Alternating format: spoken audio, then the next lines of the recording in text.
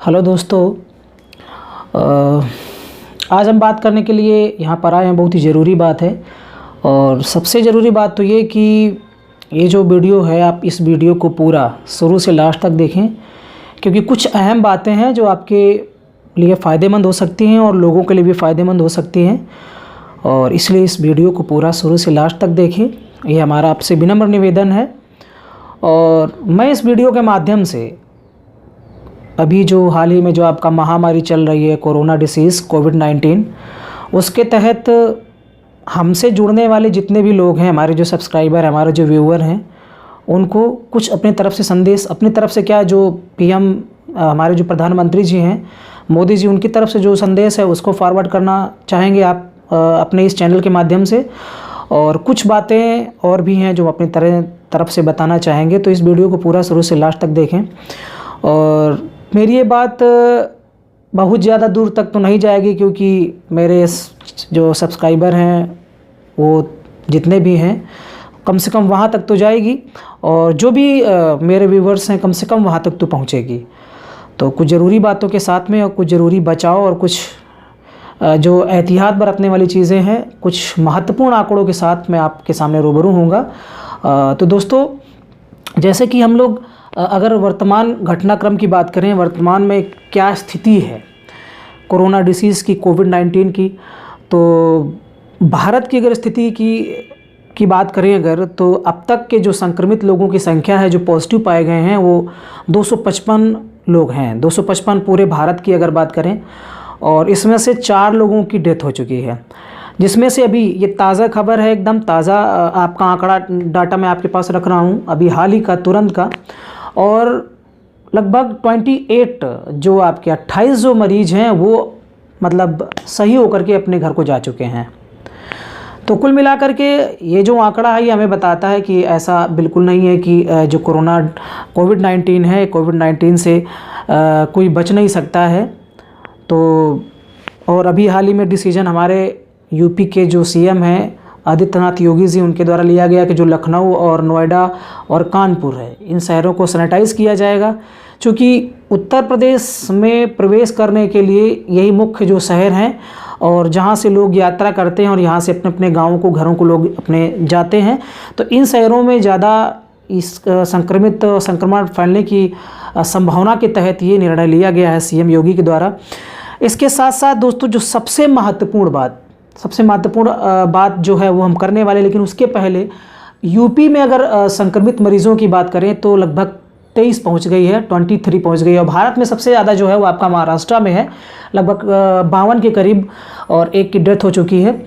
तो कुछ संदेश के साथ में, कुछ हमारे जो प्रमुख लोग हैं उनके संदेश के साथ मैं आप लोगों को रूबरू कराना चाहता हूँ। जैसे कि सबसे इम्पोर्टेंट जो बात हम करने वाले हैं वो इम्पोर्टेंट बात है कि इस बीमारी से जितना ये घातक बीमारी है, उस घातक बीमारी के जो दुष्प्रभाव हैं वो देखने को मिल रहे हैं, और ऐसे क्षेत्रों में देखने को मिल रहे हैं जिन क्षेत्रों में इस महामारी के फैलने की आशंका कम है। हाँ, ये है कि अगर बचाव किया जाएगा तो बिल्कुल वहाँ ऐसी जगहों पर कोई भी विकराल स्थिति उत्पन्न नहीं होगी, लेकिन उसके बदले जो विकराल स्थिति उत्पन्न हो रही है उस पर चिंता करना बहुत ही ज़रूरी है, और वहाँ पर फोकस करना सबसे ज़्यादा ज़रूरी चीज़ है। वो जैसे कि उसका नाम है कोरोना स्ट्रेस, मतलब कोरोना डिसीज़ से भी ज़्यादा खतरनाक कोरोना स्ट्रेस यहाँ पर आ गया, और कई लोगों की डेथ सिर्फ इस स्ट्रेस की वजह से हो गई है। अगर साइकोलॉजी के हिसाब से अगर इसकी बात करें तो इसको बोला जाता है ओबेसिव कंपल्सिव डिसऑर्डर। ये एक मनोरोग है, और इसमें ये अभी तक देखा जा रहा है कि इन मरीजों की संख्या लगातार बढ़ रही है, और ये आपका कोरोना स्ट्रेस की वजह से है। लोग मस्तिष्क में बना लेते हैं, अगर उनको सामान्य सा अगर जुकाम बुखार हो गया तो सोचते हैं कि हमें कहीं कोरोना डिसीज़ तो नहीं हो गया है, और लोग इसी चिंता में परेशान रहते हैं, डिप्रेशन में चले जाते हैं। और फिर वो जहाँ बीमार नहीं होते हैं वो बीमार हो जाते हैं। तो इस तरीके के 25% अभी तक 25% जो मरीज़ हैं मनोरोग हैं वो अस्पतालों में भर्ती हो रहे हैं। ये सबसे बड़ी दिक्कत वाली बात हो गई है।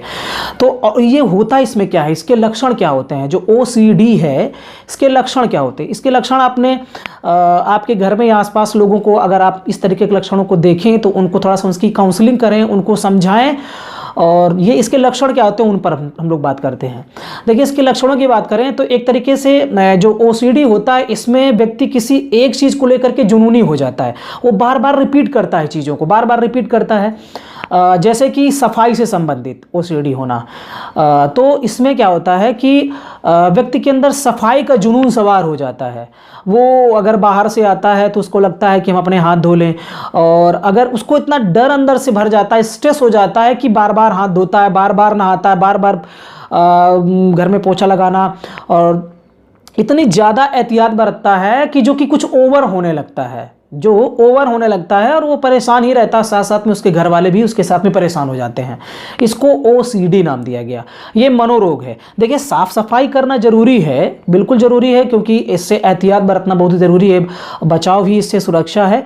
लेकिन वो जब हमारे मस्तिष्क पर स्ट्रेस बन जाए और जब ज़्यादा हम चीज़ों को बार बार रिपीट करने लगे तो वो OCD बन जाता है, एक डिसऑर्डर बन जाता है, जिसको हम OCD के नाम से जानते हैं। साइकोलॉजी में भी इसके बारे में बात की जाती है। तो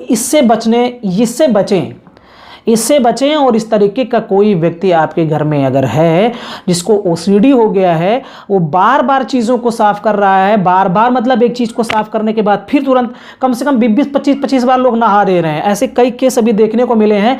जो आपका गोरखपुर का BRD मेडिकल कॉलेज है, वहाँ पर इस तरीके के मनोज रोगी हैं वो ज़्यादातर देखे जा रहे हैं, और कई बार लोग 10-10, 15-15 बार नहा रहे हैं।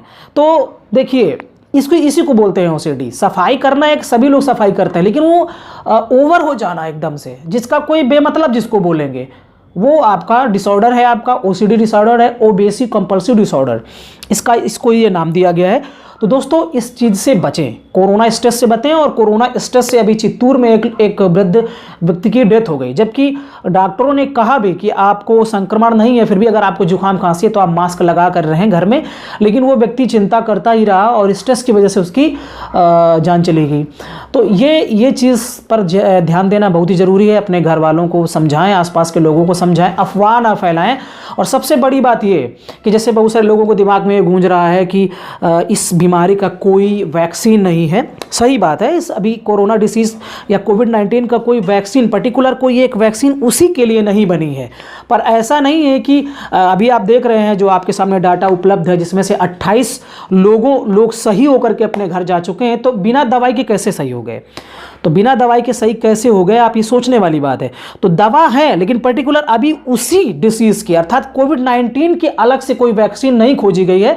लेकिन अन्य जो चीज़ें हैं, जैसे कि आपने अभी न्यूज़ में पढ़ा भी होगा कि जो एड्स की दवा है, एड्स वायरस की जो दवा है, उसके इस्तेमाल करके लोग इसको कंट्रोल कर रहे हैं। तो इस तरीके से जो हमारे डॉक्टर लोग हैं, हमारे जो चिकित्सक हैं, वो लोग इसको काबू कर रहे हैं कई तरीकों की दवाइयों का इस्तेमाल करके। तो ऐसा नहीं कि बिल्कुल इलाज नहीं है, सिर्फ उस डिसीज़ का अलग से वैक्सीन नहीं है, लेकिन कई अन्य तरीकों की दवाओं का इस्तेमाल करके इसको ठीक भी किया जा रहा है, और बहुत सारे लोग ऐसे ठीक भी हो रहे हैं। तो ये अफवाह ना फैलने दे कि बिल्कुल इसका कोई दवा ही नहीं है, अब क्या होगा, हम मर जाएंगे। तो इस तरीके की अफवाह बिल्कुल, अगर किसी के मन में इस तरीके की कोई भावना आ रही है तो कहीं ऐसा ना हो कि वो OCD का शिकार हो जाए, कोरोना स्ट्रेस उसको हो जाए। तो सबसे महत्वपूर्ण बात ये है दोस्तों, अगर इसके डाटा की बात करें तो चीन में लगभग 80,967 केस में से चीन में तो अभी काबू कर लिया गया है। कोई भी मतलब घरेलू स्तर पर कोई भी नया मरीज देखने को नहीं मिल रहा है। और डेथ की अगर बात करें तो 80,967 लोगों में से लगभग 3200 लोगों की डेथ इसमें हो चुकी है। और ओवरऑल अगर पूरे दुनिया की बात करें, वर्ल्ड की बात करें, तो लगभग 8,850 के करीब लोगों की डेथ इस डिसीज़ की वजह से हो गई है। उनमें से 99% जो हैं वो या तो बीमार रहे हैं, कोई बीमारी उनको पहले से ही थी, या तो फिर वो बुजुर्ग व्यक्ति हैं जिनकी इम्यून सिस्टम जिनका कमज़ोर हो गया है, ऐसे लोग हैं। तो इसका मतलब है कि इम्यून सिस्टम को बढ़ाया जाए। अगर इसके अलावा अगर सबसे ज़्यादा भयावह स्थिति की बात करेंगे तो इटली की, इटली में जो पॉजिटिव लोग हैं उनकी संख्या तो कम है, 41,035 है, लेकिन डेथ जिनकी हो गई है, मरने वाले की संख्या का जो आंकड़ा है वो ज़्यादा हो गया है, 3405, 3,405 लोग हैं जिनकी डेथ हो चुकी है। और इसके अलावा लगभग 2,000 गंभीर स्थिति में हैं, मतलब उनमें भी डेथ हो सकती है, क्योंकि लापरवाही वहाँ पर बरती गई, हो सकता है पहले से ध्यान ना दिया गया हो, जिसकी वजह से दिक्कतें वहाँ पर पैदा हो गई हैं। इसके साथ साथ इतनी भयावह स्थिति वहाँ की है कि चूँकि ईसाई धर्म के लोग हैं और जब किसी की डेड बॉडी आती है तो उसको ताबूत में रखना होता है, इसके बाद उसको दफन करना होता है, तो इतने ज़्यादा कॉल आ रहे हैं जो दफन करने वाले लोग हैं उनके पास कि वो परेशान हैरान हैं और लाइनें लगी हुई हैं। तो इस तरीके से बड़ी भयावह स्थिति पूरी दुनिया में हो रही है और बहुत सारे लोग सोशल मीडिया पर मजाक भी उड़ाते हैं, कमेंट्स करते हैं और इस तरीके से इसका जोक्स मारते हैं इस पर। तो इन जोक यही एक सबसे बड़ी लापरवाही है। और सबसे बड़ी बात तो ये कि शहरों के जो लोग हैं, जो जागरूक लोग हैं, पढ़े लिखे लोग हैं, वो इस चीज़ को समझ रहे हैं और बचाव कर रहे हैं, लेकिन गांवों में अभी भी लोगों के अंदर जागरूकता कम है और वो इतना ज़्यादा, वो कह रहे हैं कि गांव में बीमारी नहीं फैलेगी, ये शहर की बीमारी है, शहरों में गंदगी ज़्यादा है, प्रदूषण ज़्यादा है, लेकिन उनको पता नहीं कि प्रदूषण की वजह से नहीं हो रहा है। तो थोड़ा सा जो भी गांव के रहने वाले जो पढ़े लिखे लोग हैं, जो स्टूडेंट्स हैं, जो तैयारी कर रहे हैं, जिनको इसके बारे में नॉलेज है, वो लोगों को जागरूक करें। वो इसलिए जागरूक करें कि अब लोग सोचेंगे हम क्यों बताएं इसलिए कि जब सरकार जो हमारी है वो हमारे लिए जो इस तरीके की लोक कल्याणकारी योजनाएं लाती है, हमारे लिए व्यवस्था कर रही है, स्वास्थ्य से संबंधित व्यवस्था कर रही है, और इतनी सारी एहतियात बरत रही है, और ये सारी चीज़ें जो प्रोग्राम सरकार चला रही है, जिसमें से अभी अगर मोदी जी के द्वारा अभी एक जो घोषणा की गई है कि जनता कर्फ्यू लगेगा 22 तारीख को, तो ये एक हमारे देश के नागरिकों के कल्याण के लिए और नागरिक हमारे स्वस्थ रहें उसके लिए इस तरीके का संबोधन प्रधानमंत्री जी के द्वारा किया गया है, और जिसका सबको समर्थन करना एकदम ज़रूरी है। और तो जब सरकार हमारे लिए, और आपने नीति निर्देशक तत्व तो पढ़ा भी होगा पॉलिटी में, कॉन्स्टिट्यूशन में, अनुच्छेद 38 देखिए आप, अनुच्छेद 39 देखिए आप, उसमें राज्य सरकार को ये बोला गया है कि जो हमारे देश के नागरिक हैं उनके स्वास्थ्य पर आपको ध्यान देना जरूरी है, ध्यान देना चाहिए। भाग 4 की बात करें तो अनुच्छेद 36 से 51 नीति निर्देशक तत्वों में ये बात की गई है। साथ साथ में अगर बात करें कि स्वास्थ्य किस सूची का विषय है, कई बार यहाँ पर प्रश्न आ सकता है, तो स्वास्थ्य जो है वो आपका राज्य सरकार का राज्य सूची का विषय है, लेकिन अब इसका मतलब ये नहीं है कि केंद्र सरकार इस पर कोई नियम ना बनाए, चूंकि ये वैश्विक बीमारी हो गई है। इसको एक शब्द दोस्तों आता है पेंडेमिक। पेंडेमिक जब कोई बीमारी या कोई रोग या कोई वायरस जब पूरे विश्व में, वर्ल्ड में लगभग बड़े क्षेत्र में फैल जाए, लगभग सभी जगह फैल जाए, महामारी का रूप धारण कर ले, तो उसको हम पेंडेमिक की स्टेज पर रखते हैं। तो कोरोना जो डिसीज़ है वो पेंडेमिक की स्थिति पे है। और तो इस तरीके से जब सरकार हमारे लिए इस तरीके काम कर रही है, संविधान कहता है, उनको प्रेरित करता है ऐसा काम करने के लिए, तो दोस्तों संविधान में मूल कर्तव्य भी दिए गए हैं। मूल कर्तव्य कितने हैं दोस्तों? 11 मूल कर्तव्य हैं, 4 के काम में मूल कर्तव्यों को रखा गया है। उन मूल कर्तव्यों में साफ साफ कहा भी गया है कि आप मूल कर्तव्य नंबर 4 देखेंगे, उसमें कहा गया है कि अपने देश की रक्षा करें और आह्वान किए जाने पर देश की सेवा के लिए तत्पर रहें, आगे आएँ।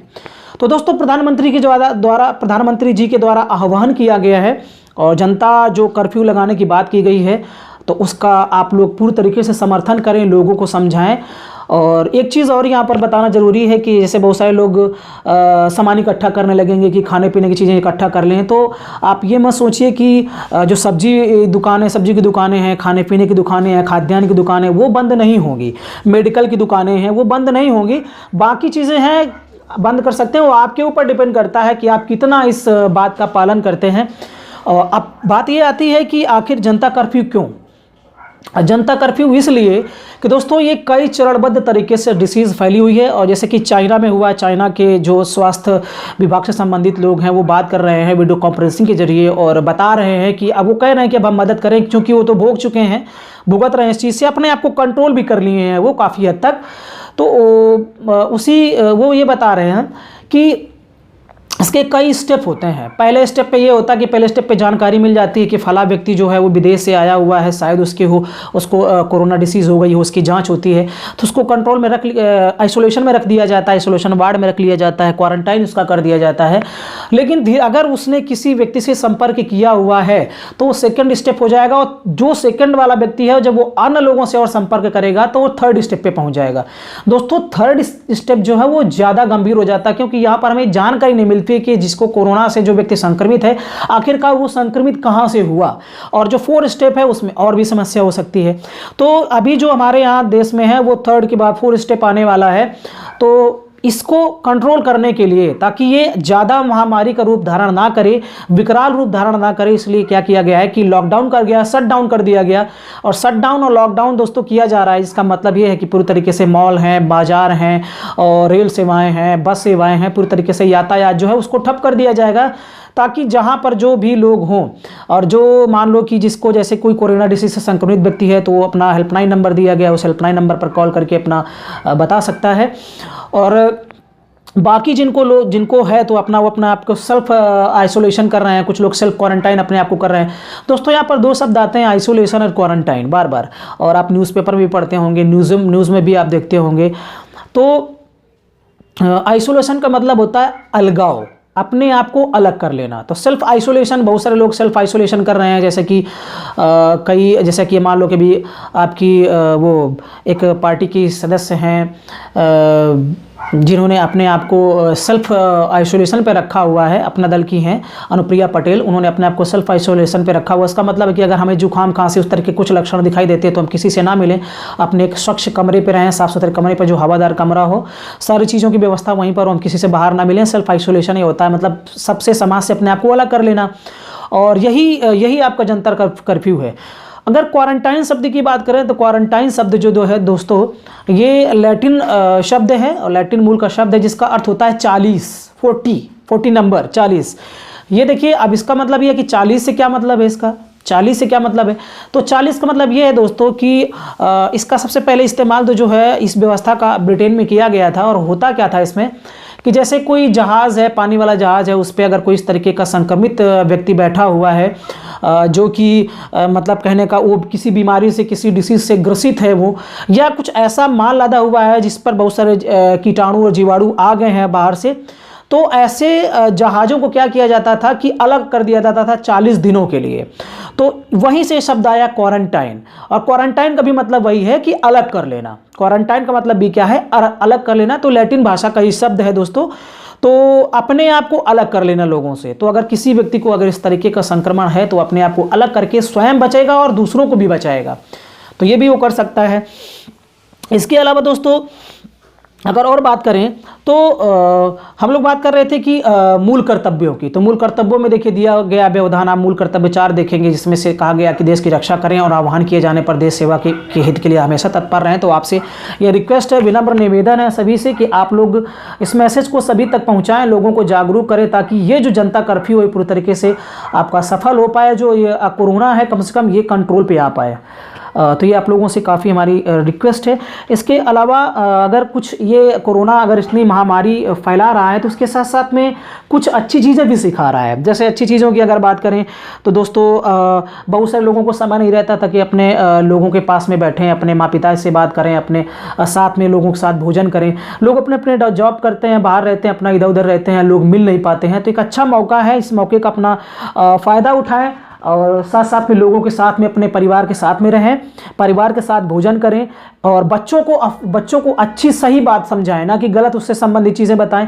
बुज़ुर्ग जो हैं उनको इसके बारे में बताएं, बुज़ुर्गों को बाहर ना निकलने दें। इसके साथ साथ जैसे बहुत सारे लोग कोरोना स्ट्रेस से ग्रसित हो रहे हैं तो अब मेडिटेशन का सहारा ले सकते हैं, योग का सहारा ले सकते हैं, ताकि कुछ शांति मिलेगी आपको। इसके साथ साथ बच्चों की पढ़ाई में मदद करें। बहुत सारा होमवर्क दे दिया गया होगा क्योंकि बच्चों की स्कूलों में छुट्टियाँ हो गई हैं, तो आप उनकी हेल्प कर सकते हैं। घर में अपना टीवी देख सकते हैं, आराम कर सकते हैं। और बाकी ज़्यादा आप कोरोना से संबंधित न्यूज़ को भी ना देखें, क्योंकि ज़्यादा देखने से आप ज़्यादा सोचेंगे तो फिर क्या होगा कि आपके मस्तिष्क में स्ट्रेस बढ़ेगा। तो आराम करें, मूवी देखें, मस्त रहें, और सबके बीच में मिलजुल के घर के अंदर, मतलब बाहर नहीं, घर के अंदर ही रहें, साफ़ सफाई पर ध्यान दें। और साफ़ सफाई पर जैसे कि आप दरवाजे का हैंडल है उसको साफ़ करें, मतलब जिस चीज़ को इस्तेमाल ज़्यादा करते हैं, जो आपका नल का टोटी होता है उसको आप अच्छे से साफ़ करें, मतलब उसको साबुन से धोएं। तो इस तरीके से आप बचाव कर सकते हैं। और आत्मचिंतन करने का भी अच्छा मौका है। लोग अपने आप से रूबरू नहीं होते हैं, आप अपने बारे में सोचें, आत्मचिंतन करें, ये एक अच्छा मौका है, क्योंकि कभी मौका मिलता नहीं है। लोग इतना भाग दौड़ की ज़िंदगी में व्यस्त हो चुके हैं कि अपने बारे में कभी उनको सोचने का मौका ही नहीं मिलता है। एक अच्छा मौका है, इसका फ़ायदा उठाएं, आत्मचिंतन करें, खुद से रूबरू हों, क्योंकि खुद से रूबरू व्यक्ति होता नहीं, अपने बारे में कभी वो आकलन करता नहीं है। तो ये भी करें। अफवाह ना फैलाएं, क्योंकि लोग अफवाह फैलाते हैं, और अफवाहें जो हैं वो गलत ना फैलाएं। लोग व्हाट्सएप पे, सोशल मीडिया पे, फेसबुक पे जाने क्या क्या फैला रहे हैं कि लहसुन खाएं, नींबू खाएं, ये खाएं, वो खाएं। तो इस तरीके की अगर आप जो लोग भेज रहे हैं अगर उनको इतना बड़ा जानकारी होती तो सरकार यही चीज़ आदेश ना कर देती कि जियो में अपने दिखा देती कि ऐसा करिए कि लहसुन का इस्तेमाल करिए। अभी एक बार मैंने एक न्यूज़ पढ़ी कि एक महिला ने क्या किया कि 1.5 किलो लहसुन खा लिया। वो पहले तो सही थी लेकिन बाद में बीमार हो गई। तो ऐसी इन चीज़ों की अफवाहों से बचें। और जो भी मैसेज आप फॉरवर्ड कर रहे हो फेसबुक पे या व्हाट्सएप पे, तो ज़रा पढ़ करके, और जो जब आपको लगे कि वास्तव में सही है और ये लोगों के अंदर शंका ना पैदा कर रहा हो, अफवाह ना फैला रहा हो, इस तरीके के मैसेज को ही फॉरवर्ड करें। समझदारी दिखाएं यहाँ पर, बिना पढ़े किसी मैटर को आप एकदम सेंड ना कर दें, और चीज़ों को जोक्स न बनाएं, हंसी मजाक ना बनाएं, इसको गंभीरता से लें, इस जो आपका ये डिसीज़ है। तो इन्हीं सब बातों के साथ में दोस्तों मैं आप लोगों के स्वस्थ होने की कामना करता हूँ। आप लोग स्वस्थ रहें, लोगों को जागरूक करें, अफवाह ना फैलाएं। और ये जो मैसेज है जो हम आपको बता रहे हैं, इस मैसेज को अगर आपको लगता है कि महत्वपूर्ण है, अगर लगता है आपको कि महत्वपूर्ण, तो आप शेयर भी कर सकते हैं दोस्तों।